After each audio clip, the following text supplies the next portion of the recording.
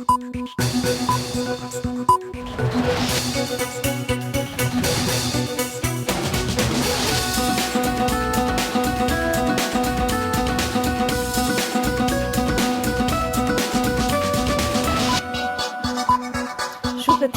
সবাইকে স্বাগত দুপুরের মাছরাঙা সংবাদে। আপনাদের সঙ্গে আছে আমি খালেদা আক্তার। শুরুতেই জানিয়ে দিচ্ছি গার্ডিয়ান লাইফ ইন্স্যুরেন্স সংবাদ শিরোনাম।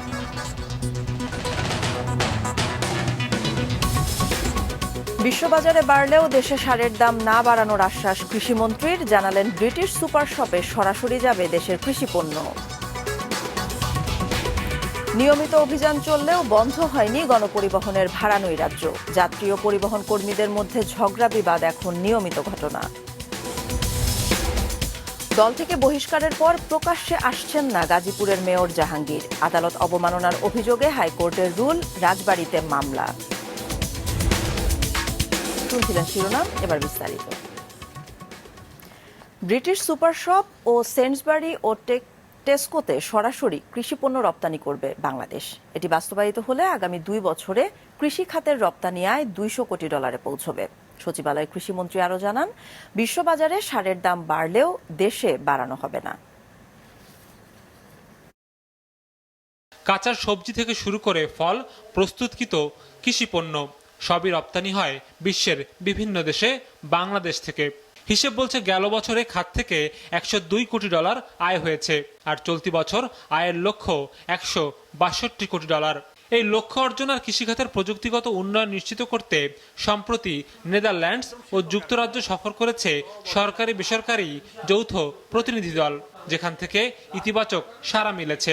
সেইন্সবারি আস্থা সাথে আলাপ হয়েছে, ওখানে কি কি কৃষি পণ্য এখান থেকে বাংলাদেশ থেকে রপ্তানি করব, এবং আগামী মাসে ওনারা আমাদেরকে কিভাবে আমরা স্যার এখান থেকে কৃষি পণ্য রপ্তানি করব এই বিষয়ে স্যার আমাদের সাথে আবার বসে একটা পদ্ধতিগত বিষয়টা আমরা ঠিক করবে স্যার।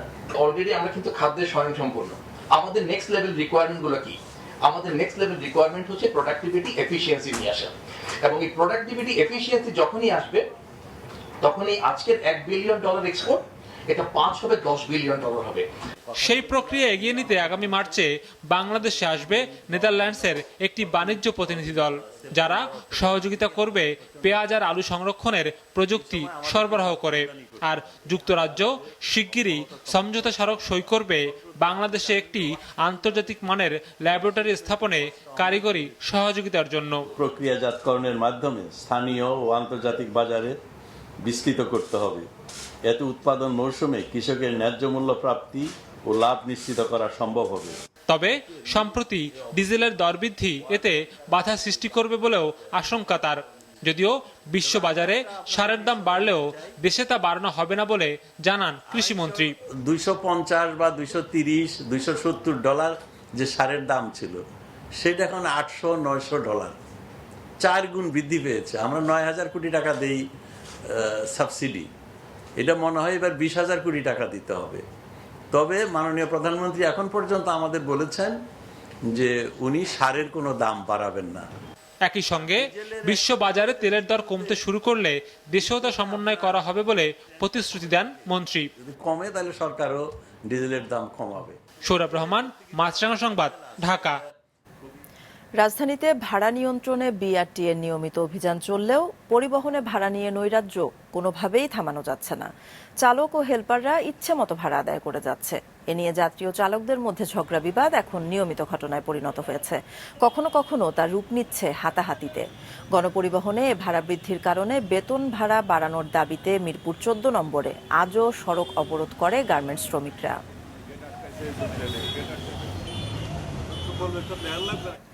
দর্শক, এ নিয়ে আরও জানাতে রাজধানীর সায়েন্স ল্যাবরেটরি এলাকা থেকে যোগ দিচ্ছেন স্টাফ রিপোর্টার মাহমুদুল হাসান।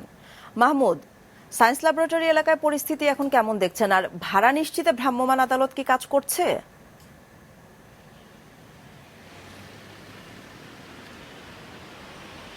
আলাদা সায়েন্স ল্যাবে এই মুহূর্তে কোনো ছাত্রী কোনো শিক্ষার্থী কিন্তু রাস্তায় নেই, কিন্তু এর আগে একটু আগে মানে ঘন্টাখানেক আগে এখানে ছাত্ররা রাস্তা অবরোধ করেছিল।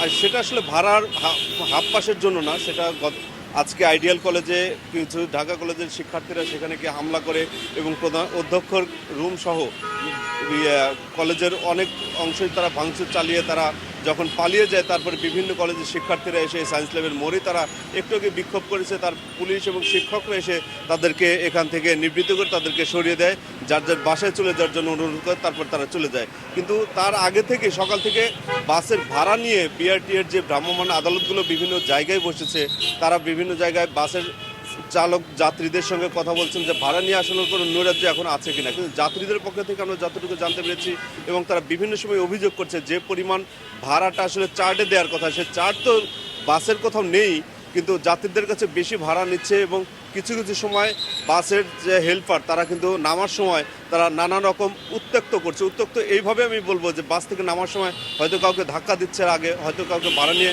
বাকবিতণ্ডা হয়েছে, সেটা নিয়ে তারা বিভিন্ন রকম প্রতিবাদ তারা এইভাবে করেছে। কিন্তু অনেক যাত্রী অসহায়ত্বের জায়গা থেকে তারা বারবারই বলেছেন সরকার নির্ধারিত যে ভাড়াটা দিয়েছেন সে ভাড়াটা যদি এখনও যদি কার্যকরী পদক্ষেপ এভাবে ভ্রাম্যমাণ আদালত বসিয়ে যদি ঠিক না করা যায়, অদূর ভবিষ্যতে আরও ভয়াবহ অবস্থা দাঁড়াবে, এমনই অনেকটাই ভাবছেন যাত্রীরা। খালেদা। মাহমুদ, আপনাকে ধন্যবাদ। দর্শক, সায়েন্স ল্যাব থেকে জানাচ্ছিলেন মাহমুদুল হাসান। বঙ্গবন্ধুকে নিয়ে কটূক্তির জেরে আওয়ামী লীগ থেকে বহিষ্কারের পর বাসা থেকে বের হচ্ছেন না গাজীপুর সিটি মেয়র জাহাঙ্গীর আলম। নগর ভবনের অফিসেও যান না। আওয়ামী লীগ নেতারা জানাচ্ছেন তার আর মেয়র পদে থাকার কোনো বৈধতা নেই।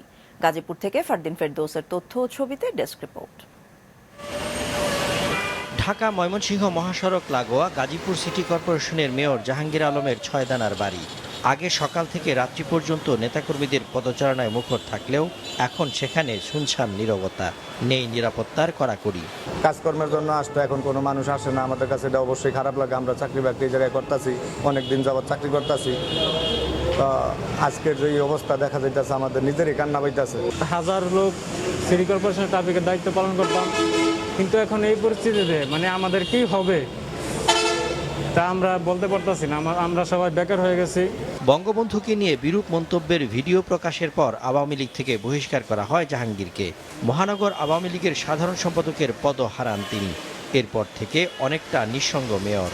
মাননীয় প্রধানমন্ত্রী তাকে আবার পদ দিয়ে যাতে আমাদের জনগণের উন্নয়নের কাজে সহযোগিতা করতে পারে সেই সুযোগটা আবার দেওয়া উচিত। আমাদের গাজীপুরের মেয়র সাহেবকে পুনরায় আবার তার সেই পদে বহাল করুন। বহিষ্কারের পর এখনও নগর ভবনে যাননি মেয়র জাহাঙ্গীর। তার মেয়র পদ নিয়েও সিদ্ধান্ত নিতে যাচ্ছে জনপ্রশাসন মন্ত্রণালয়। এ অবস্থায় শুধু জরুরি ফাইল বাসায় বসে সই করছেন তিনি। নতুন কোনো সিদ্ধান্তও নেওয়া হচ্ছে না বলে জানান সংশ্লিষ্ট কর্মকর্তা। আমরা নতুন করে কিছু নিষেধ করছি না, যেটা আগের ছিল এবং যেটা জরুরি, এই জরুরি কার্যক্রম যেটা না হলে দৈনন্দিন কার্যক্রম বন্ধ হয়ে যাবে, ওই কার্যক্রমগুলো। অপরদিকে বেশ উজ্জীবিত জাহাঙ্গীর বিরোধীরা। অনেকেই মেয়র পদের জন্য শুরু করেছেন ধোরঝাঁপ। নগরের বিভিন্ন সাংগঠনিক কার্যালয় থেকেও সরিয়ে নেওয়া হচ্ছে তার ছবি। এই নির্বাচন যদি হয়, সেই নির্বাচন আমি প্রার্থী হতে চাই জনগণের সেবক হিসাবে, নগর পিতা হিসেবে নয়। নগর পিতা হিসেবে আবির্ভূত হতে চাই না, জনগণের সত্যিকার অর্থে জনগণের সেবার ব্রত নিয়েই জনগণের সেবক হতে চাই। আমরা নব উদ্যমে আমরা সংগঠনকে গুছানোর জন্য আমরা কাজ করে যাচ্ছি। আর যে বার্তাটা আসলো, যে মেসেজটা আমরা পেয়েছি, সেই মেসেজ থেকে আমাদের অবশ্যই অনেক কিছু শিক্ষণীয় আছে। আওয়ামী লীগের শৃঙ্খলা ভঙ্গের কারণে কেউ বাদ পড়লে দলের ক্ষতি হয় না, বরং দল শক্তিশালী হয় বলেন মহানগর সভাপতি আজমতুল্লাহ খান। এখন যেহেতু সে আওয়ামী লীগের না, আওয়ামী লীগের হিসাবে আর তার বিরুদ্ধে তো কোনো পক্ষও কিছু বলার নাই, বিপক্ষ বলার নাই। বিভিন্ন সময়ে দল থেকে অনেকে চলে গেছে, কিন্তু তারা ক্ষতিগ্রস্ত হয়েছে, তারা একা হয়েছে, দলের শক্তি অনেক বেশি বাড়ছে। এদিকে জমি দখল ইস্যুতে জাহাঙ্গীর আলমের বিরুদ্ধে আদালত অবমাননার রুল জারি করেছে হাইকোর্ট। অন্যদিকে বঙ্গবন্ধুকে নিয়ে কটূক্তি করার অভিযোগে রাজবাড়ীতে তার বিরুদ্ধে মামলা করেছে মানবাধিকার সোসাইটি। সজীব সাদিক, মাছরাঙা নিউজ ডেস্ক।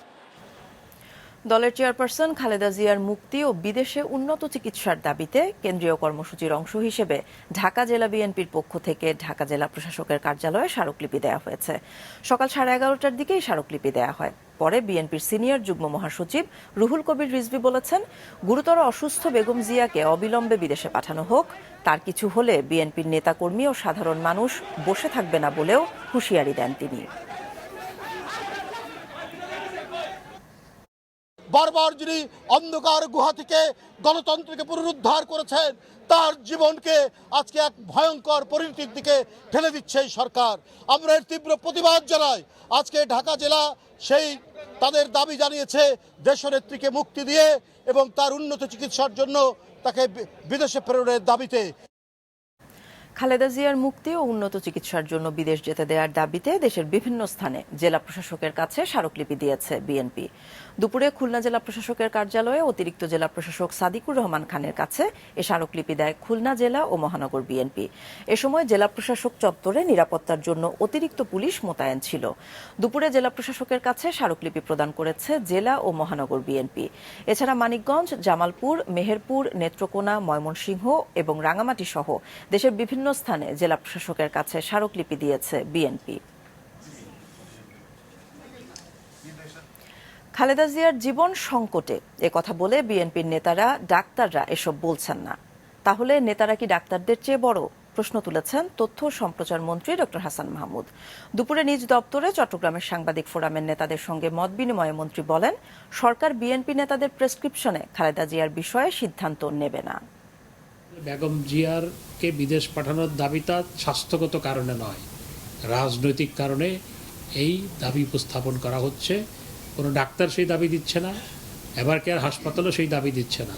এই দাবি দিচ্ছে হচ্ছে বিএনপির নেতারা, এটি রাজনৈতিক উদ্দেশ্যেই তারা এই দাবি দিচ্ছে। ভুল শুধরে নিয়ে ভবিষ্যতে ভালো নির্বাচন করতে চায় নির্বাচন কমিশন।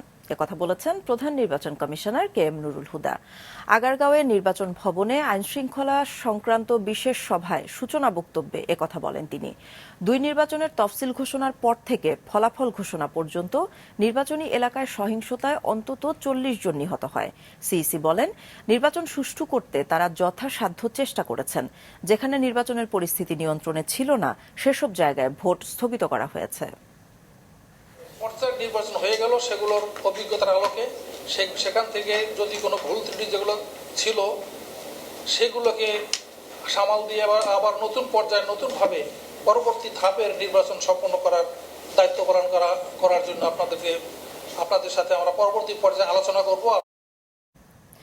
দেশীয় করোনা টিকা বঙ্গভ্যাক্স মানবদেহে পরীক্ষার অনুমোদন পেতে আগামী সপ্তাহেই ওষুধ প্রশাসন অধিদপ্তরে প্রোটোকল জমা দেবে ক্লিনিক্যাল ট্রায়ালের গবেষক দল। গতকালই বিএমআরসি থেকে এজন্য নীতিগত অনুমোদন পায় বঙ্গভ্যাক্স। পরীক্ষা করে দেখবে, তবে ডিজিডিএ যেহেতু এই প্রক্রিয়ার সাথে অনেক আগে থেকেই জড়িত, কারণ এই প্ল্যান্টটা ডিজিডিএ অনেক আগে ভিজিট করেছেন বলে আমার যেটা মনে হয় হয়তো খুব বেশি সময় লাগবে না। আমরা কাজ শুরু করেছি, হয়তো আগামী সপ্তাহে জমা দিতে হয়ে যাবে। 60+ ভলান্টিয়ার্স থাকবে ফেজ 1 ট্রায়ালে। এখন যে আমরা ভ্যাকসিনটা ডিজাইন করেছি সেটা কিন্তু ডেল্টা ভ্যারিয়েন্টের এগেইনস্ট এফেক্টিভ হবে। সিঙ্গেল ডোজেই ডিজায়ার্ড অ্যান্টিবডি লেভেল বা ডিজায়ার্ড প্রোটেকশনটা তৈরি করেছে। প্রায় 1 দশক বন্ধ থাকার পর চালু হচ্ছে চট্টগ্রাম বরিশাল নৌপথ। চলবে 1700 যাত্রী বহনে সক্ষম 2টি জাহাজ। যেতে সময় লাগবে মাত্র 12 ঘন্টা। আগামী 2রা ডিসেম্বর এই নৌপথ পরীক্ষামূলক চালু হবে। রবিউল টিপুর ক্যামেরায় নাজমুল সাদিকের রিপোর্ট।